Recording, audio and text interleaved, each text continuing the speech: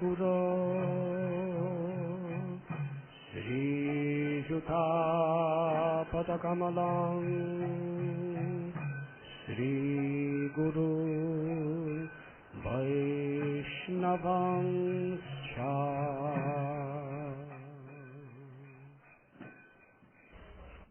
The mercy of our God brothers, God sisters, or the fellow Vaishnavas is our support in Krishna consciousness. When Srila Prabhupada would be sitting for Guru Puja, he would always give cookies to the little children. They did not know much philosophy at that small age. So Prabhupada just wanted some means to show his love and affection for them. And to this day, now those little children, some of them are 30 years old. So the highlight of their life was remembering that Prabhupada gave me cookies. And he showed such appreciation for them just because they took that cookie. Small gesture, sustaining their spiritual lives.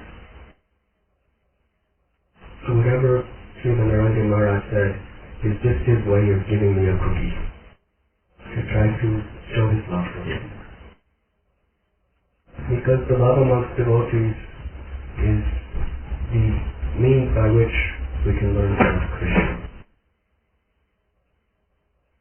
If we cannot show our love for the Vaishnavas and Vaishnavis, it is impossible to show our love for Krishna. Because if we love Krishna, we must love those people who Krishna loves. And Krishna loves all his devotees. This is bhakti. Maharaj told a very nice story about Madhu. There's a similar story in Lord Chaitanya Mahaprabhu's Leela. With your permission, I will try to speak something from it. There's a village called Srikanda, just a few hours away from Navadvip. In Srikanda, there was a family of very, very great devotees. There was a devotee named Mukunda Sarakat. He was a Grihastha. And he was a medical doctor by profession. In fact, he was the doctor for the king. One time, the king was sitting on a high platform, and he was inquiring from his doctor, Mukunda, about some medical advice. At that time, one of the king's servants brought a peacock tail umbrella to shade the king from the sun. So Mukunda, when he saw the peacock's feathers, he was remembering Krishna, who has a peacock feather in his hair. He became so much ecstatic thinking of Krishna that he fell unconscious. In the process, he fell way, way down off the raised platform. When the king saw this, he thought, perhaps he's dead. So the king came running down the steps to the ground and asked, Mukunda, are you all right? Are you all right? He said, yes, I am all right. He said, why you fell? All of a sudden, you just fell. Now, devotees never like to show their own glories. We find in the prayers of all great acharyas, they never say, I love Krishna. They're always praying, I have no love for Krishna. Begging for Vaishnava's mercy, please bless me so that some lifetime I can get love for Krishna. Srila Narendra Maharaj sang this beautiful song by Narottam Das Thakur. He had attained a stage of love of Krishna. But yet he's praying, Papika Savana Hintu Tava Avatara Mosamo Patita Prabhu Napaideyara. He's praying that my Lord, Gauranga Mahaprabhu, you are Patita Pavan Avatar, you are the avatar who has come to deliver the most fallen. If you look and search throughout the world, you will find no one more fallen and degraded than me. Therefore, my claim to your mercy should be first. So devotees always consider themselves very humble. Thus, when Mukunda was asked by the king, why did you fall? He replied, because I have a disease called epilepsy. And sometimes I go to seizures and I fall unconscious. But the king, even though he was of the Muslim faith, he understood that actually Mukunda was a pure devotee who fell in ecstasy. In his heart, he was bowing down before Mukunda. He said, you go home and take the day off. Mukunda, in his house, had a deity called Gopinath. And he worshipped that deity with such personal love and care. One day, he was called by the king for some important work. And he would not be able to be there to make the Rajbhog offering to the deity of Gopinath. So he asked his small child, whose name was Raghunandan, said, you please make the offering. Raghunandan said, but I'm a child, I don't know of making offerings. Father said, no, mother will make plates of polka, you bring it, and you just ask me to accept this polka, and he will accept it. So mother made plates. Little Raghunandan brought it. With great faith and devotion, he prayed, Gopinath, please keep this polka. And we know Krishna's body is Satchidananda. It is eternal, full of knowledge, full of bliss. The Brahma Samhita teaches us that any one of his limbs or senses can perform the function of any other. Krishna can eat with his eyes. He can hear with his hands. He's unlimited. He's inconceivable. He's Achyuta. So, the Lord, according to his promise, that he accepts whatever is offered with devotion, he cast his merciful glance upon that food. And through that glance, he ate all the bhakti or devotion that is in that plate. The devotion in which it was cooked, the devotion in which it was prepared, the devotion in which it was offered. And he was fully satisfied. So Raghunandan, he looked and saw that this whole plate, which had now become Mahaprasad, was still full of food. In his own childlike faith, he began to speak to the deity. That I'm so fallen that you're not accepting my offering. Please, you should not go without food just because of my fallen condition. Please accept this offering. And then he began to weep and cry. My father told me to offer you lunch, and because I'm so fallen and don't know prayer properly, you are fasting. No, my child, I've already eaten. If you've eaten, why the food is here? Because I have tasted the nectar of your devotion by my glance, and I've eaten everything by my glance, and this is Mahaprasad. Oh, my Lord, I'm a child. I do not know this glance philosophy. Please eat. So the Lord, just to satisfy his devotee, personally walked down off the altar. And with his hand, he picked up each preparation and put it in his mouth and ate it. And Raghunandan was watching the deity eating all the prasad. There was not a single particle on the plate. He was very happy. He was thinking, my father will be very happy. So he brought the plate up and gave it to his mother. His mother was wondering, why was my child on the altar so long time? She said, what happened to the prasad? He said, Gopinath ate it. The mother did not say anything. She waited till Mukunda Sarakar returned. Mukunda said, oh, prasad is ready. Mataji said, there's no prasad today. Why is this? Ask your son. She was speaking to him. I don't know, our son is a very good soul, but maybe an animal went on the altar and ate it, or maybe he ate it. I don't know. So the Buddha said, Raghunandan, please come and sit next to me. Please tell me honestly what happened to all the prasad that was offered to the deity. The There wasn't anything left. Gopinath ate everything. Mukunda was shocked. He ate everything. At the beginning, he didn't eat anything. He started telling me all this philosophy about glancing. But then I began to cry. And I saw that he picked it and ate everything. Mukunda Sarkar knew that his son was a very special devotee. So he said, I want you to make another offering. And he gave him a laddu. Does everyone know what is laddu? Every devotee knows what is laddu. It is a sweet ball. So he told Raghunandan, you offered it, and Mukunda was hiding and watching.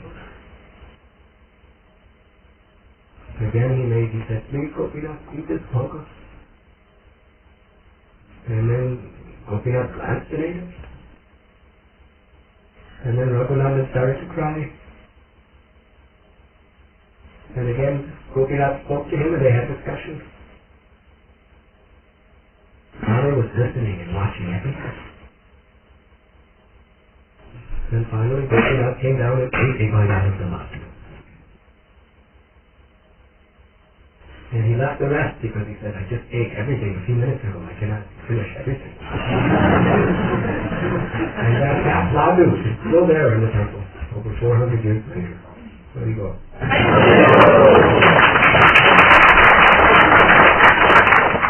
So the person was very happy. Father was really a great devotee. And soon the word began to spread that Gopinath ate the food of Raghunandan. And this news was giving great ecstasy to Vaishnavas everywhere. Some distance from Srikanda is a village called Kanakulya Krishnanagar. So in that village, Kanakulya Krishnanagar, resided a very great devotee named Abhiram Thakur. He was very powerful, one of the most intimate associates of Lord Nityananda Prabhu. He had unique devotional powers. He had a whip that was used for beating bulls. And this whip was named Van Mangala. Anyone he whipped it with, that person would immediately, his heart would erupt with ecstatic love of Krishna. This was his preaching. Sometimes they were just good people, and all of a sudden their tears would flow from their eyes, their limbs would tremble, and you go, Haribo, Haribo! He also had another special feature.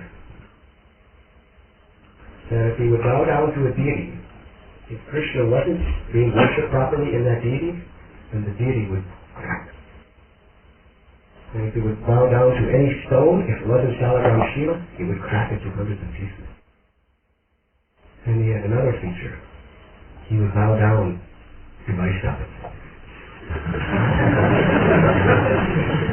If he bowed down to anyone, and there was even one drop of material desire in that person's heart, they would immediately die. Would you like to meet him?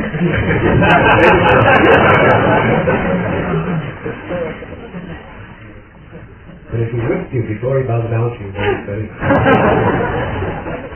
Well, Abhiram heard that this little child Raghunandan, by his devotion, Gopinath personally came off the altar and ate all the food. He was so ecstatic to hear that. He thought, I will go to Srikanda immediately. I must offer my obeisances to that boy. So the news started spreading. Abhiram Thakur is coming to offer his obeisances to Raghunandan. When the news came to Mukunda and his wife, they were trembling at fear because he's our little son. He has so many desires. Abhiram offered obeisances, he will kill our only child. We cannot allow this to happen. Meanwhile, the news was coming. Abhiram Thakur is closer.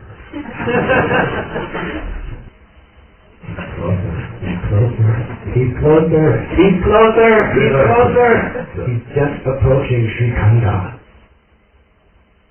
Mukunda and his wife are saying, what are we going to do? We have to save our child from this Vaishnava. We have to hide him somewhere so he's not found. So they had a plan. They brought him to a neighbor's house just outside of the village of Srikanda. And Abhiram came to their doorstep. They bowed down to Abhiram Thakur. Abhiram Thakur said, I have come to offer my obeisances to your son, Raghunandan. Where is he?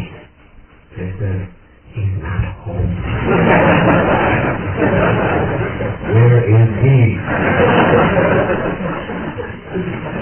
He took a trip outside of the village of Srikanda. So Abhiram Thakur went to a beautiful grove of trees. The place is still there today, and he sat under a tree chanting japa. Meanwhile, little Raghunandan was at this person's house, and he heard that the great famous Vaishnava Abhiram Thakur was in town. He had heard one of Nityananda Prabhu's favorite devotees. I must find him and offer obeisances to him. Raghunandan went searching for Abhiram. And he saw him sitting under a tree chanting japa. And Raghunandan, in great ecstasy, the small child came running. And he offered obeisances at the lotus feet of Abhiram Thakur. Then Abhiram Thakur, seeing Raghunandan, understood who he is. And he personally offered his prostrate obeisances at the feet of this small child. Raghunandan lived. He had not even a small trace of the pure desire in his heart. After they offered obeisances to each other, they both got up. Abhiram Thakur embraced Raghunandan. As they were both embracing each other, their limbs were trembling and they were soaking each other with tears. In their ecstasy, the holy names started just pouring out from their hearts. They were chanting in such ecstasy that naturally they began to dance. So it was just the two of them in the forest, dancing and chanting ecstatically for hours together. In fact, they were dancing in such ecstasy. The little child, Raghunandan, was wearing an ankle bracelet. And he was dancing so ecstatically that the ankle bracelet broke from his ankle. And it flew 7 kilometers away. You can understand what kind of dancing they were doing. And it fell into a lake. And to this day, Gaudiya Vaishnavas go to that lake and worship it. It is called Nupur Kund, the Kund of the ankle bracelet. About 2.5 years ago, we brought our devotees from Radha Gopinath to this village called Srikanda. First we did the Navadvip Mandala Parikrama. There was about 600 or 700 devotees. Then we had about 15 buses.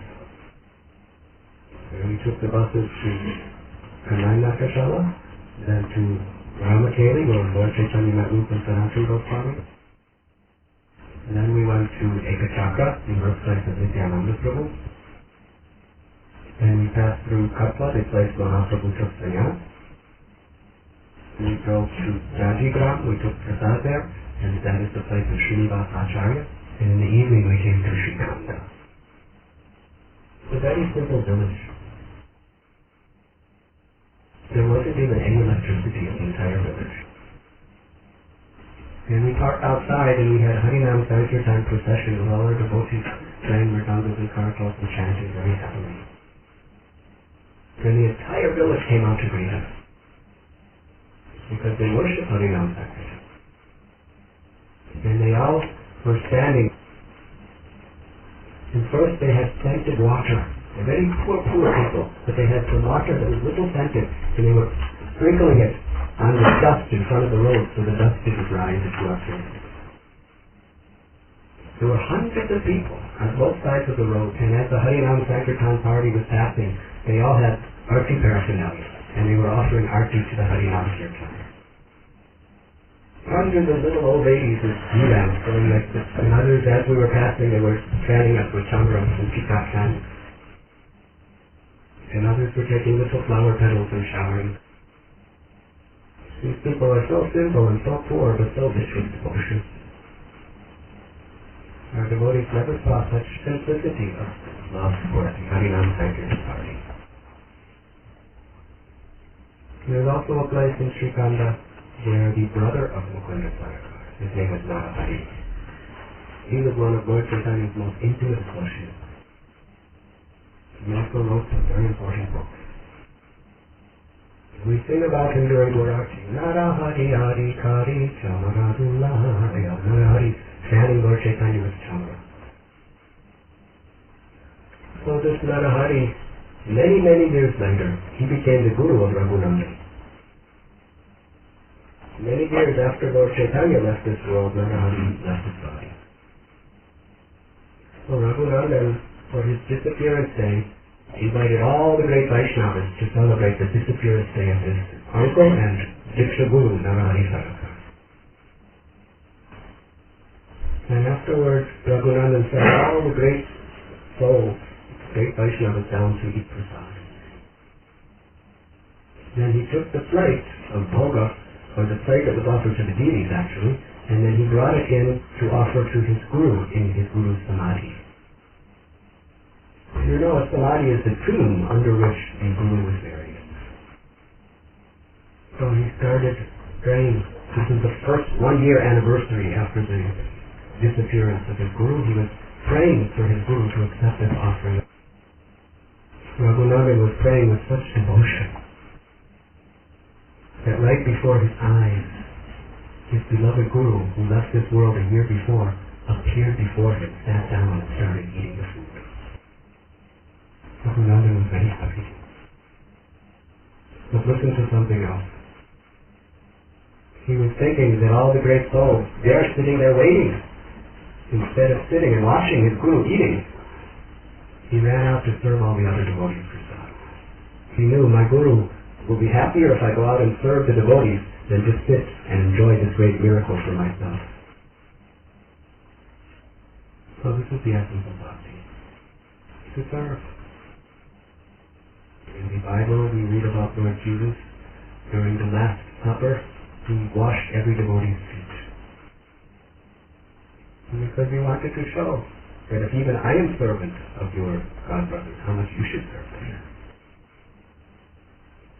And Srila Prabhupada taught us that you can show your love for me by how you cooperate with one another. Guru is most pleased when we are serving his servants. Sometimes if we try to serve Guru very personally, we become very proud. I am better than others. But what pleases Guru most is to be the servant of the servant of the servant. This is the safest, most direct process of entering into the spiritual world. Naranjan Maharaj, such as your devotee of Srila Prabhupada, I have no doubt in my heart that if I just try to serve him and assist him, then my beloved Guru Maharaj Srila Prabhupada will bestow his most affectionate blessings upon me. I never had the slightest intention to come to this part of the world. My home and my service is in India. And by my Guru Maharaj's mercy, I also have some service in the United States. The thought of coming to Ukraine never touched in the farthest reaches of my imagination. But Maharaj, he requested me again and again and again, will you please come to Ukraine? I want you to come to Ukraine. I said, what will I do in Ukraine? He said, just give me your association. That is his humble way of saying, I will give you my association. So I came here only for that purpose. No other reason. Just to be with their beloved God brother. But you can't just be with without serving. His service was that he wanted me to speak something to all of you. And through him I have met all of you. And due to your wonderful devotional qualities, all of you melted my heart. And you have conquered me by your wonderful devotional qualities. And now I cannot stop from coming to Ukraine to be with all of you.